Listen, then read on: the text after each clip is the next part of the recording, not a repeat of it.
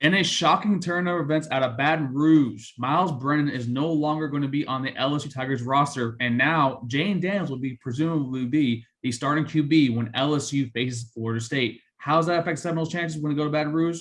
When they go to New Orleans? All that and more on today's edition of Locked On Seminoles. Let's ride.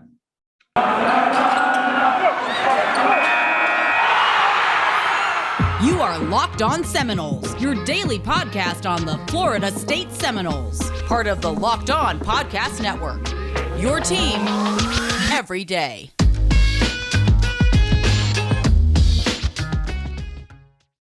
Good morning, good afternoon, and good evening, and welcome back to another edition of Locked On Seminoles. Hello, everybody. It's your boy Drake here, and apology for the audio quality as I am moving, but I have Dave in the Zoom room here with me. Dave, how's it going, my guy? Going. It's a new era here at Locked On Seminoles. If you missed yesterday's episode, Max has moved on to greener pastures. He is not dead. He'll probably still be on sometimes, but you're stuck with me and Drake running the ship, and I think you'll like what you have to say. Yeah, RIP Max. Not really, but really. But he's definitely going to be a frequent contributor and always be welcome here with Martin because he's still our best friend, regardless at the end of the day. But right. Today, folks, we are talking about what transpired out of LSU Tigers training camp. Myles Brennan, who many people, including Dave and myself, picked to be the starting QB when LSU faced Florida State Labor Day weekend. Dave, when you saw the news, what was your immediate reaction to that? And then also hearing that Jayden Daniels, the Arizona State transfer, will be starting against Florida State that weekend. A sigh of relief is what you just saw and heard, because that's what that news was. I think I mentioned it in passing either yesterday or last week, but Jayden Daniels starting for LSU against us in his first game with a new team under a new coach is arguably best case scenario. This arguably moves that game into a should win column for me. Jayden Daniels, it's funny, if you go on Twitter, you'll see some people who have decent opinions of Jayden Daniels. I think the most apt comparison I've seen is that he's a poor man's Jordan Travis. So take from that what you will, but Jayden Daniels has done nothing in his college career outside of a good freshman season to make me worry about him beating us at LSU. He threw 10 picks to 10 touchdowns last year. That's not good. You'll see some people say it was coaching. That's fine. But he's regressed since his freshman year. And he didn't show me anything last year at Arizona State that leads me to believe suddenly he's due for this drastic turnaround. So you talk about the most important player on the you talk about the most important position on the field, and they have a guy playing it who I firmly believe makes their team worse than what the options were before today. Yeah, and with Jayden Daniels, actually, I was one of the few people that actually was a big fan of his freshman campaign and also was one of the people that wanted Willie Taggart to recruit him actually in the 2019 class alongside Sam Howell all the time. And then as the story unfolded, we all know what happened. We got neither. But He did struggle his sophomore campaign in his junior season, and that kind of raises the concern that maybe, just maybe, his freshman campaign was boosted by Brandon Ayuk, who is now actually a weapon for the 49ers offense. And also Eno Benjamin, who was a very damn good running back.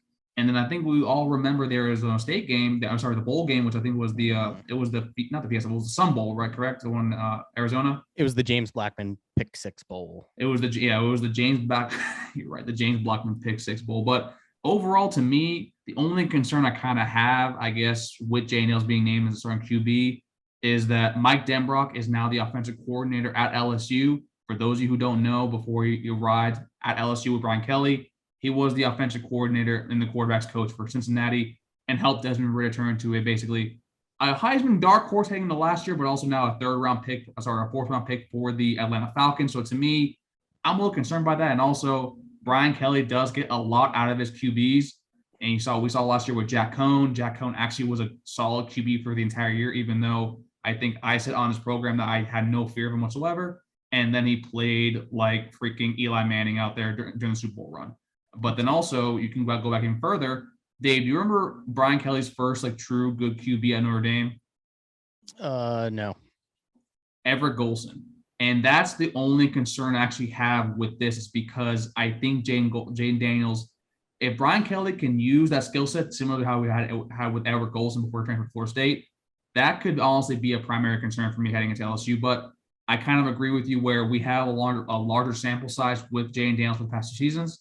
So I'm not extremely worried, and I agree with you that this has turned into a must-win game. I'll say should win. The only part of should win. You're right. Sorry, should win. I'm say. Yeah, the only part of Jayden Daniels starting for LSU that kind of gives me pause is we're going to learn an awful lot about the state of the linebacking room and the ability of the defensive line to contain a mobile quarterback.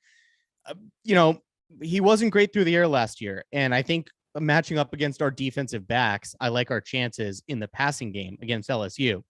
But Jayden Daniels ran for more yards than Jordan Travis did last year. He ran for 710 yards and 6 touchdowns. If you recall, against Syracuse last year, we had, Garrett Schrader run for 11,000 yards out of friggin' nowhere. So do I think the slowest fast guy alive? I think that's what we called him, right?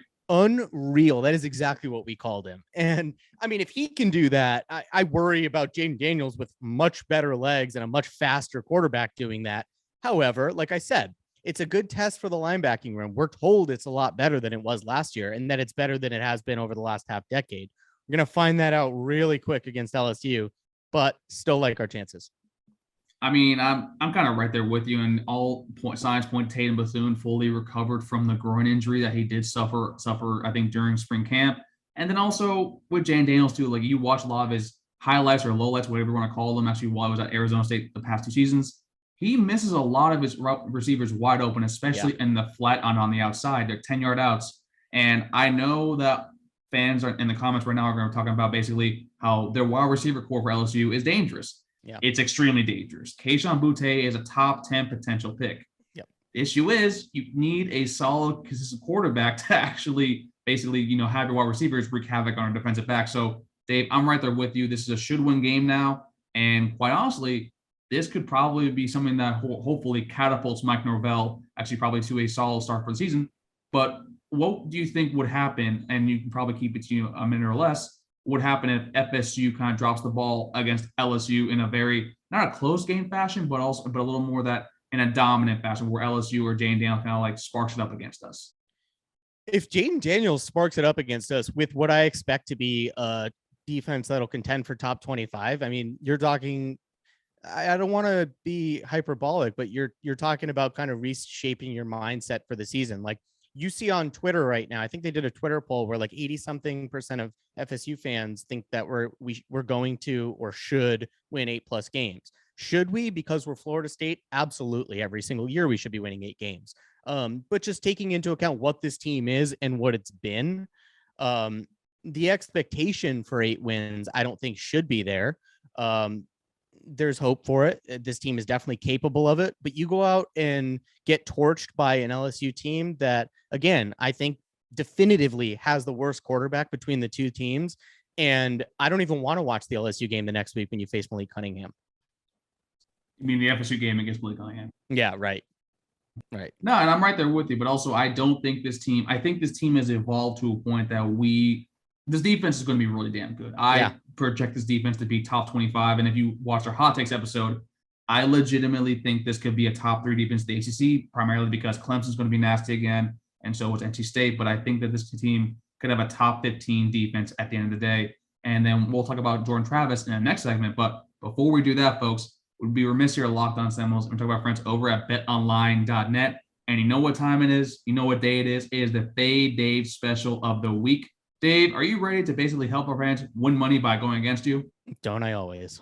Dave, today's line of the day is going to be Utah versus Florida. Florida is a 2.5-point underdog to Utah at home. Dave, let the folks know where they should go with this pick. Yeah, not even just because I hate Florida and everybody that likes Florida and anything that has orange in it because partially Florida, but Utah was a damn good team last year. I just, you can't say enough about what Kyle Whittingham's done with that team. And this is an opportunity to really show that on the big stage against an SEC team that I think a lot of people expect to be better than last year. And I just give me Utah. And we're talking less than a field goal margin here. I fully expect Utah to win this game in semi-dominant fashion.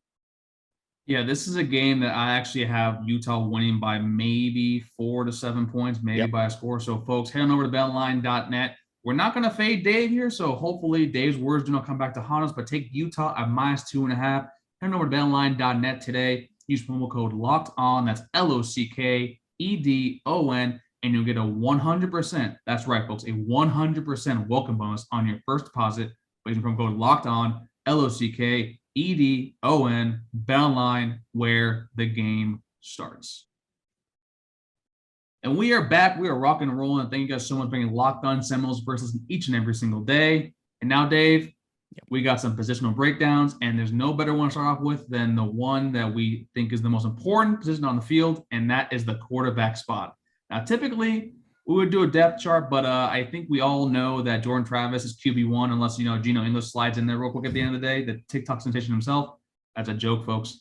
But, Dave, let's talk about Jordan Travis real quick. Yep. He's someone that you and I weren't the biggest fans of, heading into last season, and he showcased his ability not only to throw the ball better, but also he improved over the last course of his last 4 games. I think he threw for, on average, around 230 yards per game last 4 games. So what do you expect out of JT this season, actually heading into 2022? And also, what goals do you have in mind actually for him overall? Yeah, so like you said, Jordan Travis, I think last year made each of us, and I think a lot of people who were dubious of whether he is QB1, I think he made a lot of us feel better about going into this year with him solidified as the starter. We were told going into last season that he got better as a passer in spring and fall, and he did. He did improve as a passer. You still saw some frustrating moments last year where, especially like the intermediate passes, you want to see, it may be a completion, but you want to see him hit a runner in stride so that we're getting yards after the catch. And look, if Jordan Travis can improve his accuracy moderately, he still showed the ability to throw a great deep ball last year on several throws and on wheel routes. And those are exciting things. And, I'm sure we'll see more of that this year, but I just want to see getting back to the basics. Like, I want to see the shortened intermediate throws put in a place where only the receiver can catch it. And then in situations where the receiver's gotten separation, in a place where they can run with it. That's going to be, I think, the next evolution for Jordan Travis. And yet again, all accounts out of fall camp are that Jordan Travis has improved over last year, just like he did last year over the year before that. So we did a show a couple weeks ago on, I think it was one surprising stat one interesting stat that you need to see improved from last year. And the one I said on offense was that you need to see Jordan Travis attempting more than 20 passes a game. In those games where you did that last year, we were 3-1, and that is not a small sample size. And last year, if you just look at the raw numbers, Jordan Travis played in 10 games and he threw 194 attempts. So he was attempting less than 20 passes a game. I would like to see that number closer to 25. Jordan Travis's legs, we all know what they are. And he's going to be able to use those when the pocket breaks down and designed runs. I don't think any of us have any question about that. But if you make opposing defenses truly worry about him throwing the ball every time he drops back, you're going to really ratchet up his ability on the ground, or the opportunity for his running ability on the ground. Plus, I do think he'll be able to be effective enough as a passer as he continues his evolution. So, assuming he stays healthy over those 12, let's call it 12 games, 25 passes a game, I don't think that's too much to ask for. And if you see him attempting that, I think you could start seeing him jump over 2,000 yards passing, hopefully closer to 2,500 yards passing. That will make FSU's offense well-rounded enough that I think you could see a top 50-ish range, which would be a marked improvement over last year.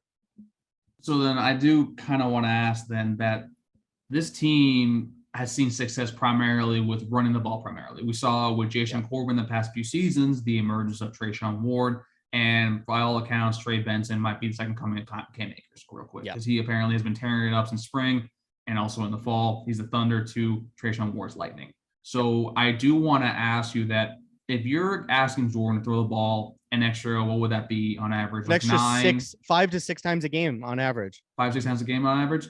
Do you think that we are in a position enough to basically go away from what's working to at least experiment with, I guess, throwing the ball a little bit more? Because primarily this is a year where this is a prove-it year for Coach Mike Norvell. And if he sees if he even shows an inkling or a sign of struggling when it comes to passing, or, the wide receivers are back to the old wide receivers, and we'll talk about that more later in the week. Do you think that, Mike Norvell will afford Jordan Travis the opportunity to basically throw 20, 25 times a game? Well, I think the answer is yes, for a couple reasons. One, the run blocking should be better this year. And the reason it should be better is because it almost could not have gotten worse than it was last year. A lot of people, I don't think, fully understand or appreciate how impressive it was what Jashaun Corbin and Trayshawn Ward did last year, purely in spite of piss poor run blocking. If the run blocking hasn't improved much over last year, yes, we're hearing great reports out of Trey Benson. I don't know that you're going to be able to sustain what you did last year over a full season in terms of the running game.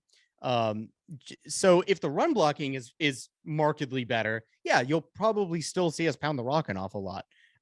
But if you make a concerted effort to have Jordan Travis throwing the ball more, again, I think that directly impacts your ability to succeed in the run game. Because if you're having to worry truly that Jordan Travis is going to be pass first, suddenly you're not having those safeties cheat into the box quite so much. So you're opening up running lanes for the running backs.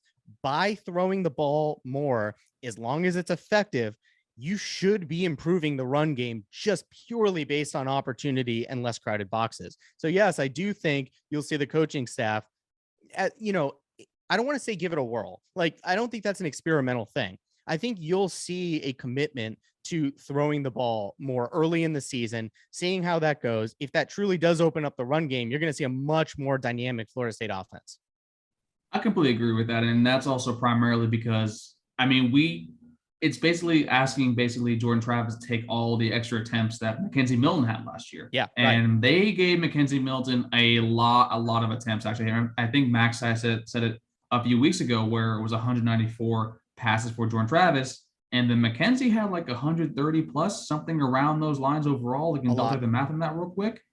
So to me, I don't think it's too much to ask for him to actually probably throw the ball 20, 25 times a game. I think it's more asking to basically be more accurate on those intermediate short throws and throws over the middle, where the sample size is very small, but Jordan Travis completed 25% of his passes over the middle in the AC, and that was second to last, only above, I think it was Garrett Schrader overall. And Phil Dracovic was right above him, but the only thing was Phil Dracovic only had, I think, 10 passes or 15 passes directly over the middle, short intermediate. So to me, I agree with that. And then before we go to our next break, Dave, I do got to ask you the elephant in the room. Do you think Jordan actually has the capability to be fully healthy for a full 12-game season? Because that's something we haven't seen with him even in his time in Louisville. And that's something where Jordan is probably the only player on this team that if he is out, if he's lost to injury, dictates your win-loss actually total by a full 1 to honestly maybe even 2 games. Yeah. All right. Look, I'm going to wish this into existence. Yes, I think Jordan Travis can stay healthy for a full season. There's a formula to it, though. It's not as simple as, just have your lucky rabbit's foot with you. Like, if you make a concerted effort, like I was saying, there's a domino effect here to throw the ball more than you're running it. Jordan Travis runs with a reckless abandon that you can't teach it. Some players just play with a reckless abandon. Like, they put their heart out on the line. They risk injury. That's why we love watching him. It is. He'll do anything for that extra yard, which you've seen a lot of quarterbacks just, step out of bounds a little early when they could have taken a little contact and got a first down. That's not Jordan Travis. But if you're asking him to throw the ball more, which means you're having him run less, most likely, then I think that will limit to some degree his injury risk. And the last thing I'll say about that is, you don't bring in as many receivers in the transfer portal as we did and totally restock that cupboard with talent, mostly blue chip talent, by the way, at least as high school recruits, unless you have a game plan to, surround Jordan Travis with what he needs to throw the ball more. Because I don't know, maybe last year he threw it less. There's a whole host of factors because Mike Norvell didn't trust him as QB1 yet, because we had Mackenzie Milton, because the receivers just weren't warranting throwing the ball as much as we otherwise could or would. That's not the case this year. That excuse is gone. The pass blocking should be very good. With the pass blocking being good, you throw the ball more and you limit his risk of having to run it every other down and scramble all over the place. Yeah, I think he can stay healthy for the season. No, Dave, I actually completely agree with that. And I think that is showcased by basically how Jordan Travis, I think, had one or two series that Norvell finally actually is in his camp and actually is finally actually allowing him to be the QB1 he, actually has earned the right to be at this point. He's followed off basically, he had to prove it, with James Blackman here, which I have no idea why Mike Norvell actually came into camp with JB1 as a starter. And then the following season, it took Tate Rodemaker throwing a pick 6 to Jacksonville State defensive back to actually throw him into action. And then last year with Mackenzie Milton, who by all accounts was struggling in practice, which I understand that's just practice, Jordan Travis has definitely earned the right to be quarterback one. And he does have now all his options with a Micah Pittman, a Johnny Wilson, a Deuce Spann, and hopefully when he's fully healthy towards, the middle of the season, I think with Winston Wright too as well. But I do want to ask, this is basically we're attorneys. We like hypotheticals. We're big what ifs. We're basically looking at different situations.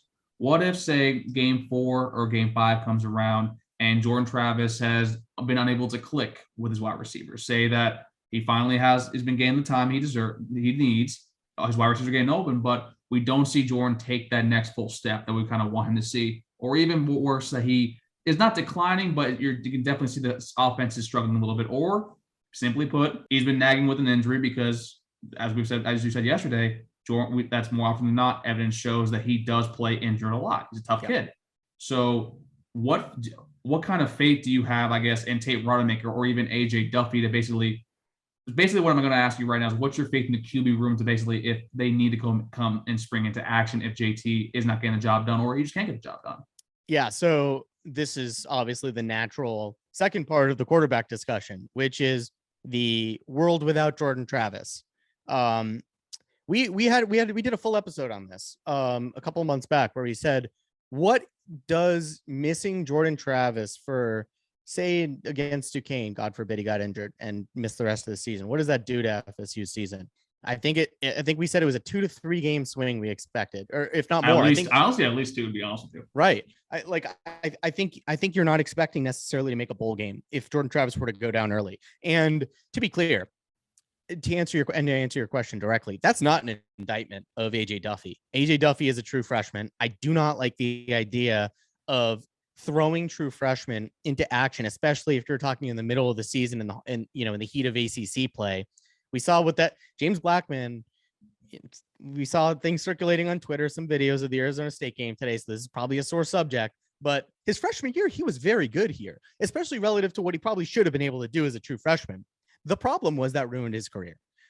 It may not have just been the fact that he played so early, but I don't think the offensive line was pretty bad too. It was. I just don't think him being thrust into that kind of action was good for his development, just like I don't expect it to be for AJ Duffy. Now, if Jordan Travis goes down, you ask the question, do I feel confident about Tate Rodemaker? Look, I'll say this. Tate Rodemaker. Take a deeper breath before we get into this. I can tell this is going to take a little bit of time to do that. Tate Rodemaker was asked to start a football game. Tate Rodemaker has played in 5 career games.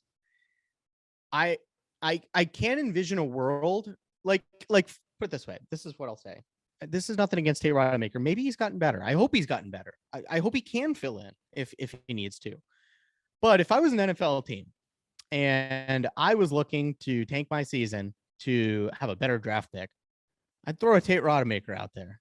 That's what I'd be doing. Because we threw him to the wolves when he started a game, and it wasn't just obvious to like us, people who don't necessarily follow Florida State football closely, or even like huge college football fans. You could see that in that game he looked like a deer in the headlights. He was young, for sure, and this is now his 3rd year in the system. I expect him to be more competent. And you heard Max say yesterday that he thought in a world where you had to choose a starting quarterback not named Jordan Travis for a game early on in the season, especially, you probably do start Tate Rodemaker and make damn sure that he can't possibly get you a win before you turn to AJ Duffy. I don't feel good about that world. I would expect to lose the games that we would have to start Tate Rodemaker. AJ Duffy, though, I think that's a different conversation. Lot of promise as a high school quarterback. He's a big kid. That's kind of the thing that I think strikes you most when you see him in person or on video, especially as is his time there in. Yeah, he's a pretty like large kid for being an 18-year-old. Yeah, like he kind of has that Sam Howell body to me, and like he's a similar size to Sam Howell. Now he's got like 4 inches on Sam Howell. Come on, he's a lot taller than Sam. Right. Sam was like what, 5'9", 5'10"? I'll tell you what, if AJ Duffy turns into Sam Howell, who did play early in his career at UNC, obviously. True freshman. That'd be best case scenario for us. I'm not expecting that. But I mean, the throwing ability is there. He was described by Mike Norvell as, I think he said he was as like ready. He just seemed like ready and mature as any true freshman I think he said he'd ever seen, which is a great sign for a position where maturity is at a premium. So we can't talk much about what we expect him to be able to do on the field. He has a good arm. He's, I think, deceptively fast for how stocky he is. And I wouldn't necessarily, like in the first game, if he had to start a game, I wouldn't necessarily expect to lose it until I was proven otherwise, because he was a blue chip quarterback prospect and he looks the part. But again, in a world where Jordan Travis goes down, I think you start Tate Rodemaker first and make sure there's nothing there for you before you turn AJ Duffy, and just pray, hope and pray that he can have a kind of Sam Howell baby Sam Howell impact. No, and I can honestly completely agree with that. Primarily, I'm fully expecting Jordan. Actually, this is going to be kind of my goal, and I think this is something that's going to happen. I fully hope and expect, and honestly want to see Jordan Travis have a full, healthy 12-game season. Because I think if you watch over with camp, that basically they're kind of having him like on like a football version of a pitch count when it comes to series, when it comes to playing. And to me, when you ask Jordan to throw the ball a little bit more, that might, lead to a shoulder issue. But then also, if you see a lot of his injuries, they come on him taking hits because, as we said, I think in one of our first podcasts that we did before we joined Locked On, the kid's a gamer. The kid will get you those extra 5 to 10 yards. He's always the most elusive player out there, but also leads to unnecessary hits. And that's where someone like Tony Tokarz, who also was a dual threat QB, don't let the frame fool you. The man's an athlete, where he can say, hey, Jordan, slide here, go out of bounds here. Those extra 3 to 4 yards is actually not getting work, getting pummeled by a grown-ass man in the Power 5 level. And then with Tate Rodemaker, I actually am starting to believe the hype a little more, primarily because at this time, he's now is his third year in the system. And hopefully this is where he gets to be a little more comfortable. And also you see him talking with Jordan, you see him talking with AJ. It seems that basically they're all learning from each other. And then with Duffy, one of the big things you can say about him, like you want to push him to start, I get it that there are true freshmen are allowed to play early and allowed to be good. You see that with Sam Howell. You see that with T-Law. I don't think Duffy is anywhere near those two kids right now, primarily because he hasn't played football, organized football in a competitive setting since I want to say November, because he did suffer an injury while he was at the IMG Academy. Yeah. But I do think the future is really bright with AJ Duffy, because you already heard him. He struggled at the beginning of camp, but now he's getting comfortable. He's getting the confidence. And that's one of the big things you want to cultivate over a full year of not playing, is seeing how confident he is with the offense and with this team. And now, Dave, I do want to ask you, last question. When it comes to Jordan Travis, if he stays fully healthy and he plays the same way as last season, what is the ceiling for this Florida State football team? If Jordan Travis stays healthy, just staying healthy, and he is what he is last year, I do think that that's like an 8-win sort of team. Jordan Travis, I think, was good enough to be that kind of team last year. The only issue was A, that he suffered injuries, and B, that we turned to Mackenzie Milton hoping he would be UCF pre-knee explosion Mackenzie Milton, and it just wasn't there, unfortunately.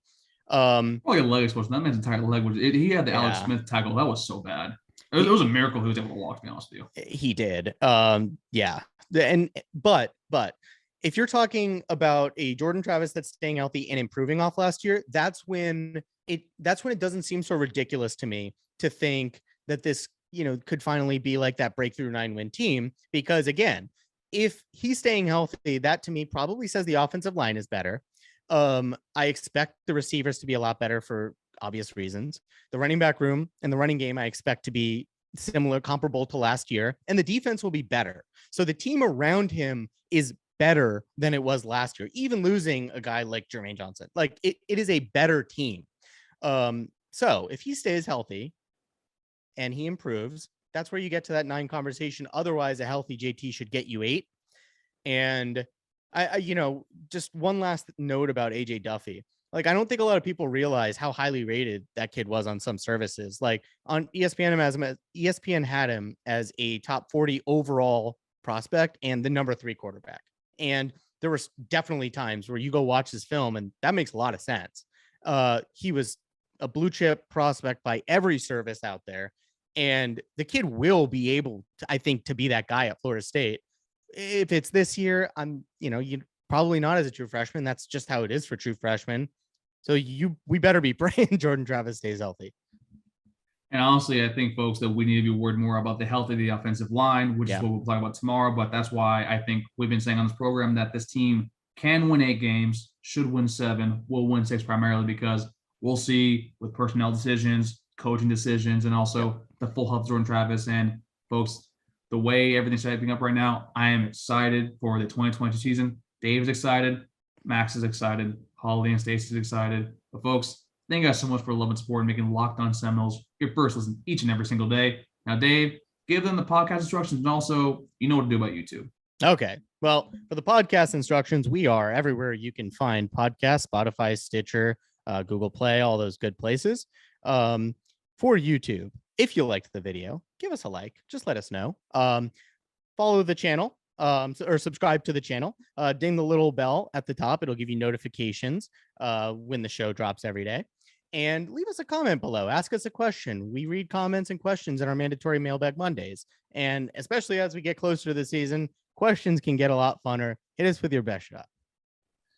We are officially 11 days away. We are Malik McLean days away, or Sam McCall days away. If you want to talk about defense, away from FSU kicking off against the David Duquesnes, the Fighting Dukes. And for Drake, that was Dave, and we'll see y'all next time on Locked On Seminoles. Take care, everybody. Go Noles, game day soon.